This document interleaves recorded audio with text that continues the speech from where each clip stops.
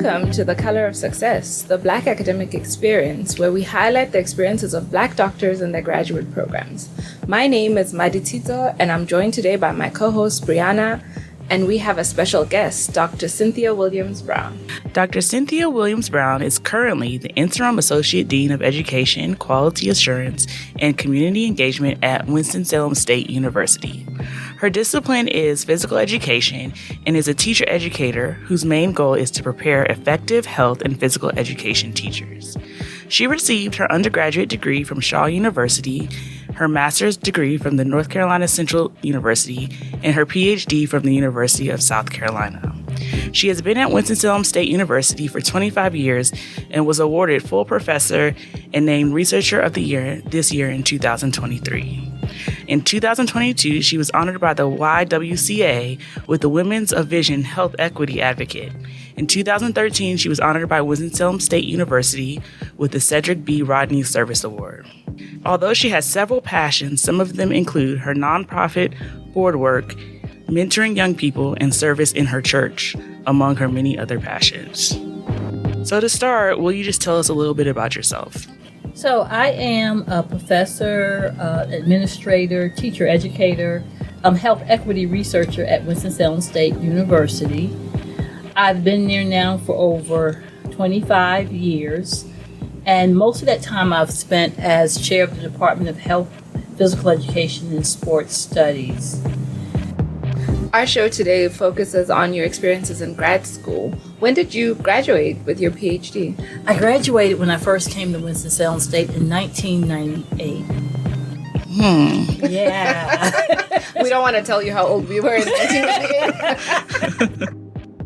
So you started directly before you started at Winston-Salem State University. So around what did you do prior to starting your program? So prior to starting the graduate program, I had a wonderful career as a high school physical education and health teacher. I also coached. I coached girls JV basketball, and I coach girls track and field.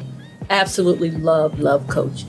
Mm-hmm. And so what made you make that switch to wanting to go to graduate school and pursuing the degree program you chose? You know, I really can't tell you when I started thinking about teaching at the college level, but it was because of teaching. I knew that I loved to do two things. Coaching was one of them, and teaching was the other. And so when I thought about going to higher ed, I knew that probably not would be able to coach at that level. And so teaching seemed to be the next reasonable, path. Okay. So when you were choosing to go to your grad school, what was that like? What made you choose the program you did?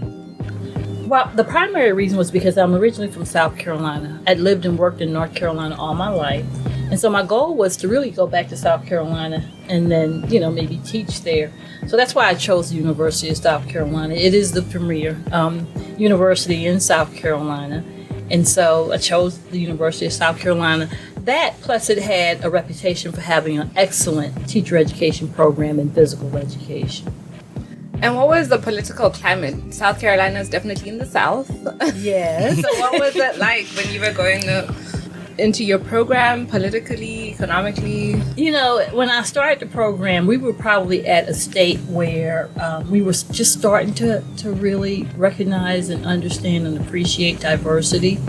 And so we always looked at diversity during that time as trying to make things equal. That's how we came out of the civil rights era, that, we should have equal everything. And then, so that time we really were just trying to make sure that everybody had an equal playing ground. What was the racial climate like when you entered your grad program? Was it aligned with the values of the area? How was that? It was a very interesting time.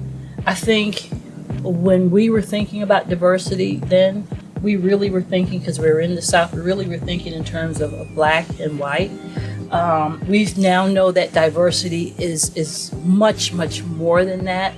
And so that was our primary focus. We probably lumped everybody into two categories. Either you're black, you're white. We didn't take into consideration things like people's economic status, and so it was a time that we were just really, again, coming out of civil rights and just trying to figure out, this equality for all. And were there a lot of Black people in your program? I was actually the only Black person in my graduate program at the time. Yeah. Oh my goodness. I think I was the first Black person in my program. It was a fairly large program. Again, because a lot of people came because of my advisor, Judy Rank. She was had the cutting edge research in teacher education and physical education at the time. And so it was not a large program, but it was we had a fairly large and cohesive cohort. Were there a lot of women in the cohort? There were probably 4 or 5 of us. Half of us probably were women. Okay. During the time. So we're looking at a fairly small cohort, about 10 people. About 10 people. Okay. And so you have said that you are into physical education and teacher preparation. What type of program were you in, and what school or department was it included in? So at that time, the physical education program at USC was in the School of Education. Mm-hmm. Again, it was a fairly large program because physical education at the time prepared physical education teachers. They had athletic trainers, and they had just a couple of other majors. But we were primarily an education program. Mm-hmm. That's nice. And you said that you graduated in 1998. Is that what you said? Okay.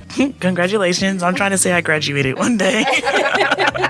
But how long was your program? And initially, it was supposed to be a 3-year program. Okay. So I made the commitment to leave my job, go into the doctoral program for 3 years. At the end of the 3 years, I had not finished my dissertation. Against my advisor's advice, I told her I can't afford not to work any longer. So then I took a job and went ABD for 3 years. Wow. So for 3 years, dun, yeah. Dun, dun. Yeah, I know. ABD. I know, ABD. Well, you came back, so that's better than, Yeah, and that's probably a very long time to remain ABD because you get sort of complacent. Mm-hmm. Yeah, but luckily I had the support to say, let's just go ahead and get this done. Mm-hmm. And what was happening in your personal life? Did you have a family? Were you raising a family at the same time, or? No, I am amazed at people who have families and children and jobs and still are able to do this, because at that time I didn't have a family. I was working. Of course, I was a lot younger. So, of course, you want to at least have some kind of life-work balance. And so it was just that work that sort of took over my life. And so how were you supported throughout your program? You said you didn't have a family, you were kind of young. So where did you get the support? So, I made that decision to quit my job, take this graduate assistantship. Mm-hmm. That paid you pennies. It still does. It still does, right. It paid you pennies. Of course, you got your tuition paid. But it was really a difficult financial situation, because I had gone from having a full-time job to, again, pennies, trying to pay the rent, trying to, take care of life, all the things that you accumulate in life. So, had I thought probably about it carefully before I did, I probably would not have. Yeah, it was very difficult. And the situation at that time was that they discouraged you from taking part-time jobs. So I wish they had provided more opportunities to supplement our income, because I think I would have been better off. We're very glad you didn't choose otherwise. Very, very. You talk about this financial support. We know that going through grad school, though, it is a financial burden, but emotionally, spiritual, it is also a burden. So how did you find those support that you needed for those other aspects of who you are? Well, probably the best thing about going to the University of South Carolina was I'm from South Carolina. Mm-hmm. And so my family was there. So my family sort of helped to keep me grounded. They were not in the city. I did have relatives and friends in the city, I did find a church, and that church allowed me to at least have some spiritual grounding. They gave me support. So I had that social support while I was going through school. I remember joining the Black Graduate Student Union. That was also a source of support for me because it allowed me then to interact with other African American students on campus. As a matter of fact, one of the projects that we took on was we did some actual research to take a look at African American studies.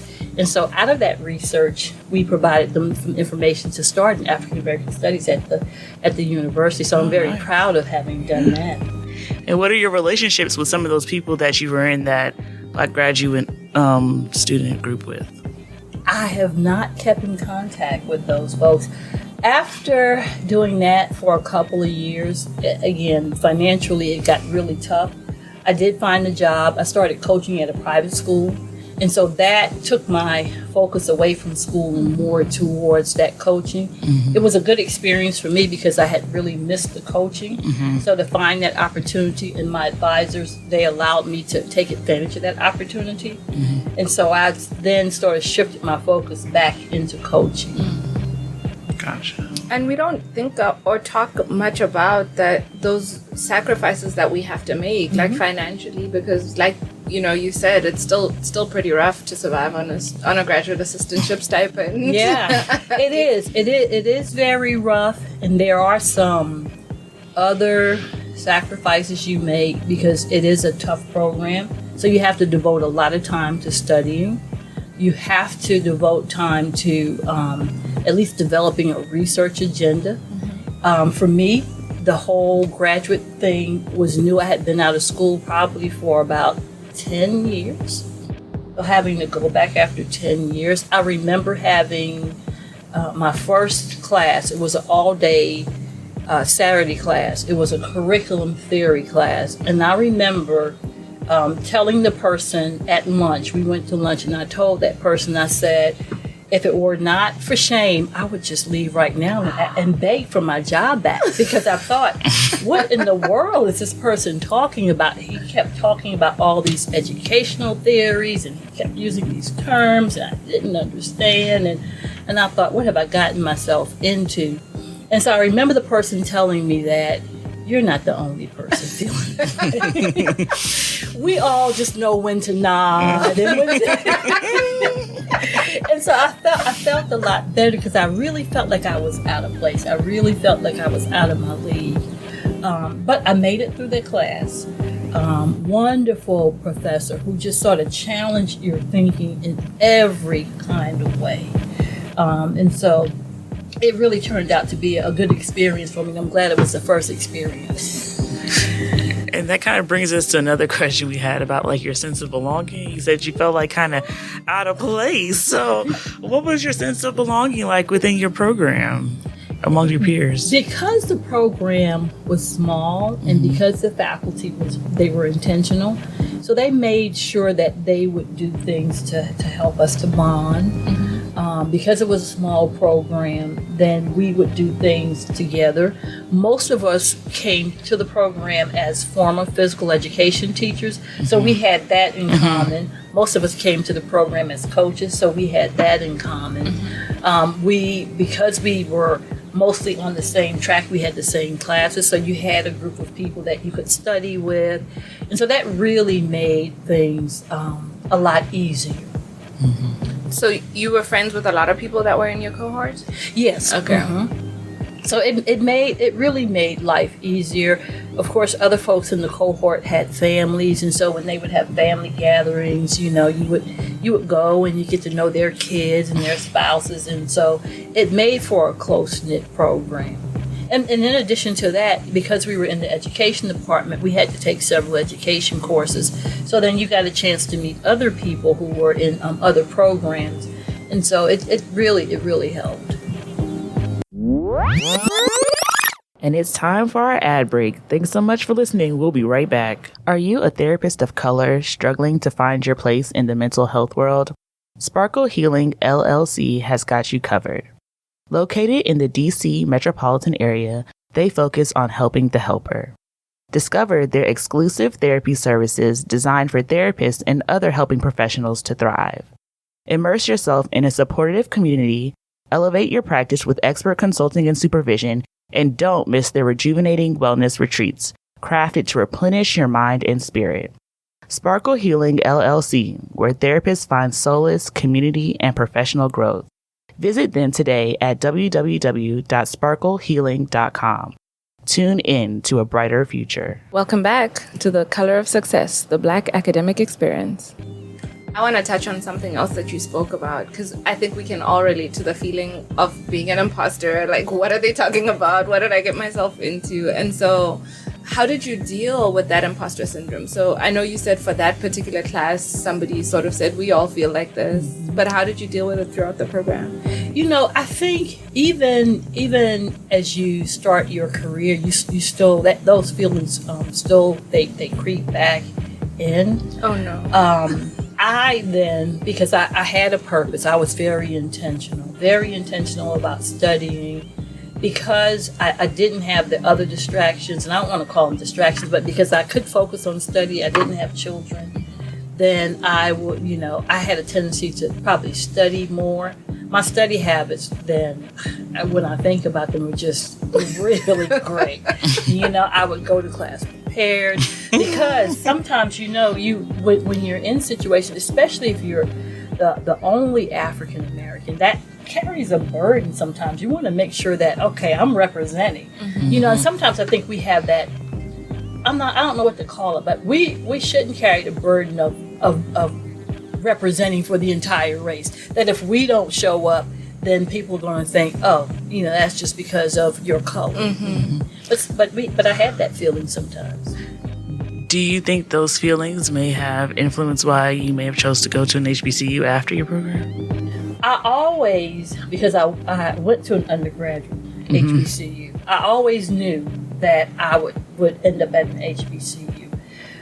You have these conversations with your advisor, and they say, okay, so what do you want to do? What line of research?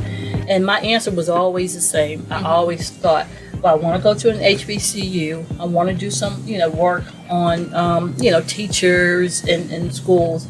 Didn't understand at the time that may not have been, that if you want to do research, then you might want to focus on obtaining a job at a research institution. That HBCUs were typically teaching institutions. Mm-hmm. And so I think my advisor would have those conversations with me to make me understand that I may have to make a choice. Mm-hmm. And so I chose an HBCU because of what it had provided for me. Yeah, I went to Shaw University and just had folks pour into me. And I always credit Shaw University for where I am today. Because had it not been for the people that poured into me there, I'm not even sure if I would be, where I am today. Where is Shaw University? Shaw University is in Raleigh, North Carolina. And I remember one time, it was probably my senior year, we had an assignment. And the assignment was to do, where are you going to be, some kind of a paper about your future. Mm-hmm. And I remember just thinking, okay, I've got to get a good grade on this. And so I talked about, I'm going to teach for a while, I'm going to get my master's, and I'm going to get my doctorate. Had no intention then of getting my doctorate. But I figured the professor would be impressed if I said that. I understand those feelings. But I think that's the importance of writing things down, because you sometimes internalize it without even, thinking about it. When I first came to Shaw University, one of my mentors was working on his PhD. So he wasn't there the first 2 years of my career. And I remember when he came back, and he was working on his dissertation when he came back. I remember when he got his doctorate. Mm-hmm. And so, things like that probably plant seeds when you're younger. Seeds you probably don't even know that are being planted. I love that you shared that, because I often tell Brianna, when you're not in the school system in the United States, like, you don't know what an HBCU is and isn't. Mm-hmm. And so I often joke that had I known, I would have probably applied to an HBCU. And for the reason that you're saying, so I've heard people who say things like that, people pray over you. Like, you meet people walking and they just, pour into you. So I really love that story. So Dr. Brown, kind of just to go back a little bit. You had said your imposter syndrome in your graduate program had a lot to do with you maybe being the only Black woman in your program, but how has that imposter syndrome evolved now that you're in an HBCU setting? Like, what is it like? What triggers it? Well, I chose to be at an HBCU, again, primarily because of the impact it made on my life. I think that when you work in HBCUs and you're African American, it gives you a real comfortable feeling, because then you get to see people in leadership roles who look like you, who talk like you, who understand your culture. And so being in the HBCU has been a very, very good experience.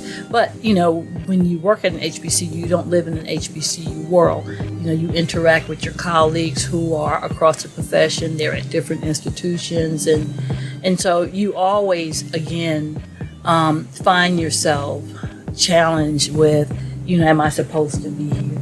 But I think we as women probably feel that a lot more.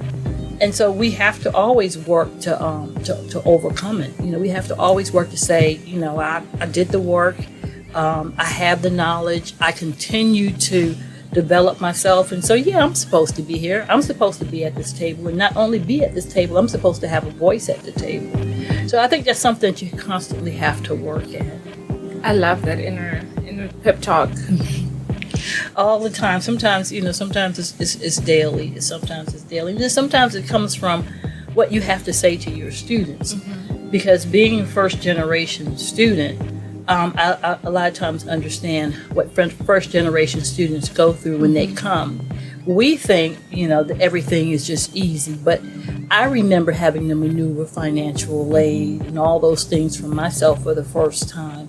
And so I understand when I get students who have to maneuver that, who sometimes, feel like, no, maybe I'm not supposed to be here, or have that pressure of being a first generation college student. And so when you're that way, you're not only succeeding for yourself, you're succeeding for, all these folks who just sent you away and know that you're going to do well.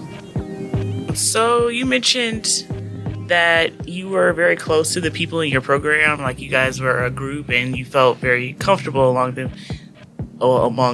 Did you have any friends, like specific friends that maybe you still keep in contact with, or you were especially close to? Yeah. The one thing about the program is that every year at the national conference, the University of South Carolina folks would get together and, we would have dinner. And so you would keep those contacts. And not only would you keep the contacts with the folks who are in your cohort, but if there were new folks along, then you develop a new network. And so most recently I went to the national convention, and because most of us are, no longer working or retired, then, we didn't have that opportunity. But I did connect with someone who came through the program after I did. And so that connection that we made, was just really good to reunite, because again, it was a very small program.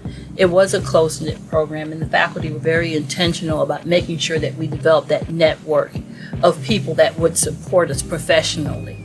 And do you think there's more Black people going through the program after you? I am sure. I would go back, again, when we would have these dinners and meet folks. And so, it was very encouraging when you see more African Americans coming through the program, and then I think sometimes, again, we don't want to carry that burden of being the bearer for the entire race. Mm-hmm. But we also have to recognize and remember that for some people, especially young Black women, we do have that obligation to be a good role model, and then we also have to remember that the reason why I'm sitting here is not because I'm the smartest or the brightest. Mm-hmm. We have to remember that there were some people who were in my spot who didn't get that treatment. They endured people physically and verbally telling them that they weren't supposed to be there, so that when I got there, I was able to enjoy that. So I think sometimes we sort of think we get places on our own. We forget the people who come before us and sort of lay the groundwork. And so we have to do the same thing for other people. I love that. So thinking a little bit forward, right? What advice do you wish, what do you wish you knew at the beginning? At the beginning, I wish I had known that when you make that kind of sacrifice, it really, again, is a big one. You have to be prepared financially. I was not prepared financially. I wish I had thought about it a little bit more. I wish I had had opportunities available for me, because as I think back now, I probably could have substituted and supplemented my income. I remember in my third year when things got real bad and I thought, okay, I've got to go get food stamps. And I remember feeling bad about doing that. But I shouldn't have. I paid taxes for years and years and years. And so the fact that I needed financial help should not have been something that I felt bad about. But it took me a while to get to that point. And so those are the kinds of things that you have to take advantage of, the resources. You have to think about ways that you can supplement your income. I probably could have edited some papers or just really planned a lot better than I did. I think the one good thing I did was to make the investment, because I was there full time. Then I was able to take advantage of the research opportunities. I think I'm a strong researcher this day because I took advantage of that research opportunity that they provided for me at the University of South Carolina. And all in all, did it added value to your career? Was it worth it? Was the sacrifice worth it, or the investment worth it?